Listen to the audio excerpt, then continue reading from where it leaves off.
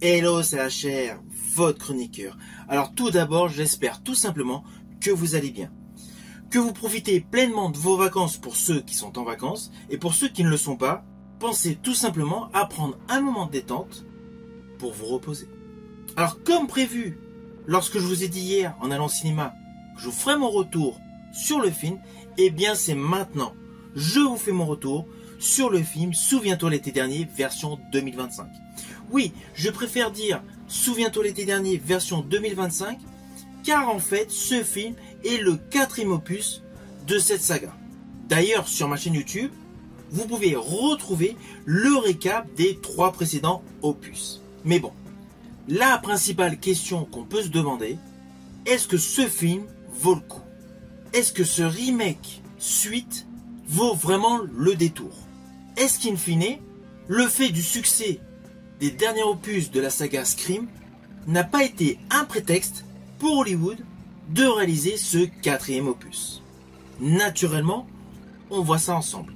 Mais avant cela, n'oubliez pas, si vous n'êtes pas abonné, pensez à le faire, pensez à la petite cloche pour les notifs, et surtout pensez à me mettre en commentaire, tout simplement, si vous avez envie de voir ce film, si vous avez vu ce film, ce que vous en avez pensé, et quel est votre opus préféré sur les 4 films. Let's go! Alors tout d'abord, n'oublions pas que le premier opus de cette saga est sorti en 1997. Le concept était assez simple. Nous avions 4 personnages qui avaient eu un accident, provoquant la mort d'un individu, l'avait caché aux yeux de tous, et un an après, un fameux tueur au crochet les poursuivait. C'était vraiment le synopsis de base du premier opus. Et bien là, dans ce film, qui se déroule in fine 28 ans après, le principe de base est similaire. Sauf qu'au lieu d'être 4 individus, ils sont 5. Il se passe quelque chose, ils cachent le crime, et réalisent que de nombreuses années auparavant, la même chose s'était déroulée à Southport. D'où l'intégration des survivants du premier film, interprétés par Jennifer Love Hewitt et Freddie Prinze Jr. Alors, ne vous inquiétez pas, je n'irai pas plus loin sur les détails, car pour ce type de film, cela risque beaucoup trop de vous dévoiler la trame finale.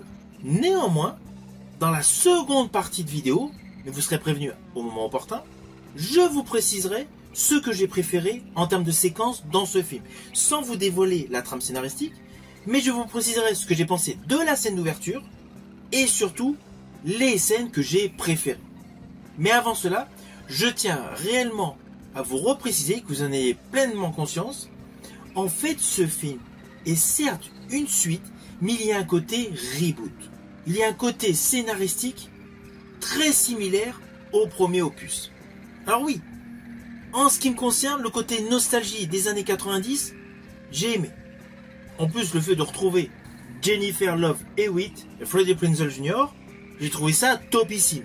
Pour moi, c'est un attrait supplémentaire à ce film. En plus, je ne vais pas vous cacher, je fais partie des aficionados de le slasher movie. J'ai aimé les Halloween, créés par John Carpenter, les Scream par Wes Craven, et naturellement, cette saga, les Souviens-toi l'été dernier. Je rajouterai, j'ai même aimé quelques films un petit peu plus mineurs, avec le même concept de base, comme Mortel Saint-Valentin. Mais bon, là, dans ce film, donc, on reprend le même procédé de base, avec une nouvelle équipe d'acteurs et des anciens acteurs.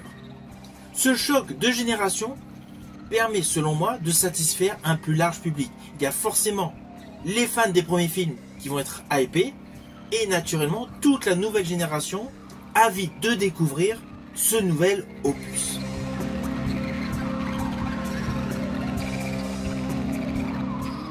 Alors côté réalisation, la réalisation est belle, la photographie est belle, le montage est parfaitement ciselé, et l'ambiance oppressante, anxiogène est là. Et il y a des rebondissements bien foutus, même si une partie du script est prévisible. Si vous êtes bien concentré dans le film, c'est bien monté. Alors concernant la réalisatrice de ce film, Jennifer Kayline Robinson, honnêtement je ne la connaissais pas.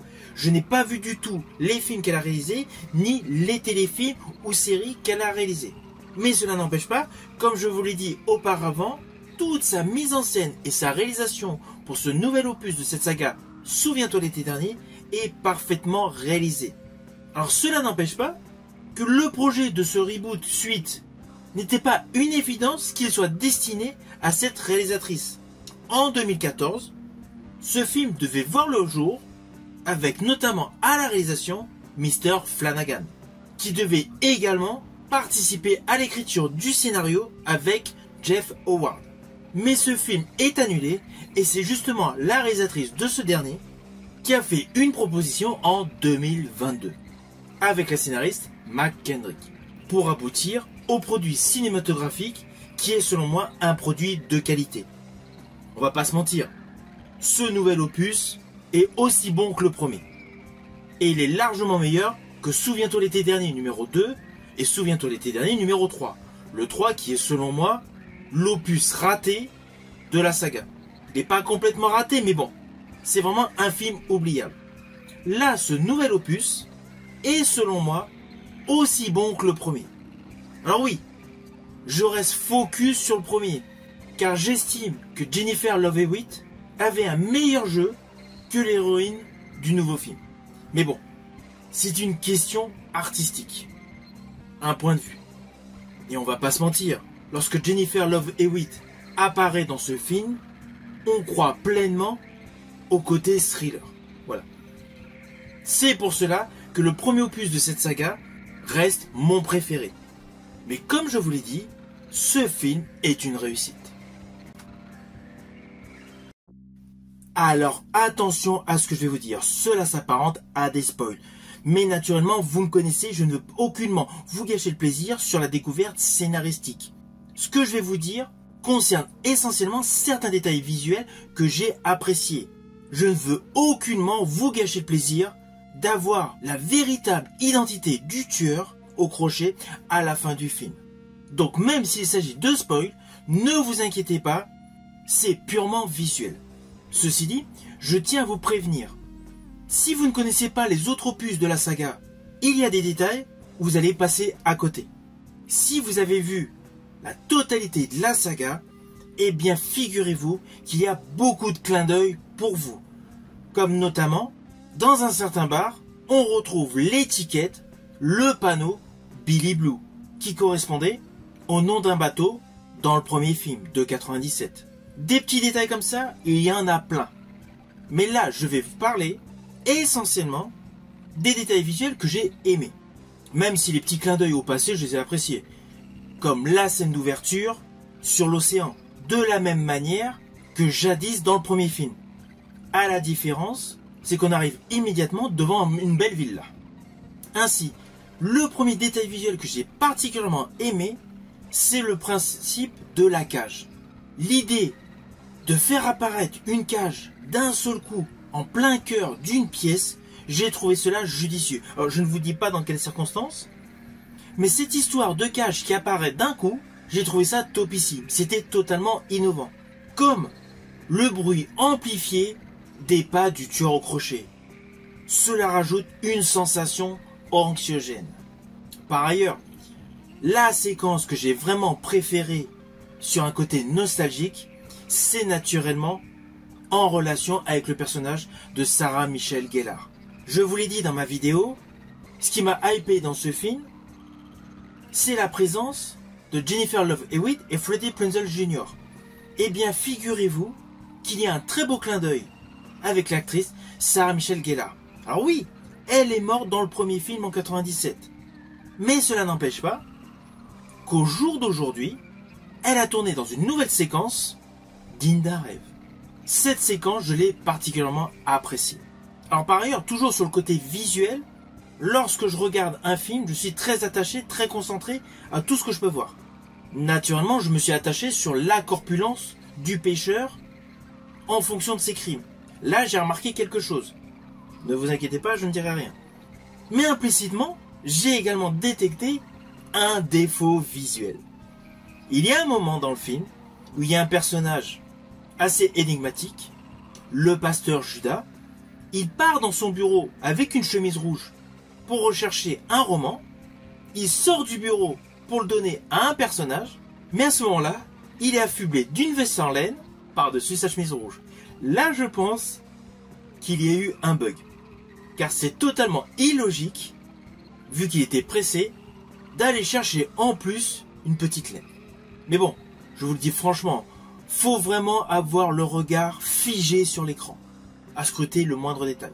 Sinon, il y a un dernier détail que je tiens à vous préciser, c'est un détail où le tueur au crochet, affublé de sa tenue de pêcheur, devant une statue. Cette séquence est assez fugace, c'est un moment assez fugace. Après, il se passe tout de suite autre chose. Mais ce bref instant est très bien foutu. Car sur le fond, au premier regard, on ne le voit pas. Voilà. Vous voyez, ce n'était pas des spoils de folie. Mais vous, lorsque vous aurez vu ce film, pensez à me mettre les séquences que vous avez préférées.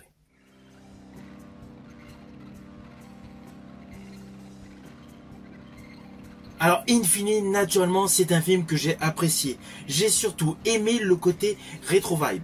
Avec de surcroît, un tueur visuellement amélioré, beaucoup plus effrayant, beaucoup plus dynamique. À cela s'ajoute un casting totalement legacy, mais qui est le bienvenu. Même si je préfère Jennifer Love Hewitt et Freddie Prinze Jr. au casting, l'ensemble de la distribution de ce film est pleinement imprégné de leur rôle. Leurs compositions sont parfaitement maîtrisées.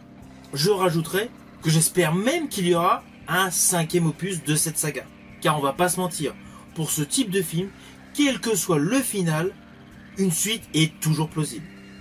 Ainsi, c'est un film que je vous invite tout simplement à découvrir au cinéma. Si vous avez aimé ma vidéo, n'oubliez pas de la partager, de la liker et de la commenter.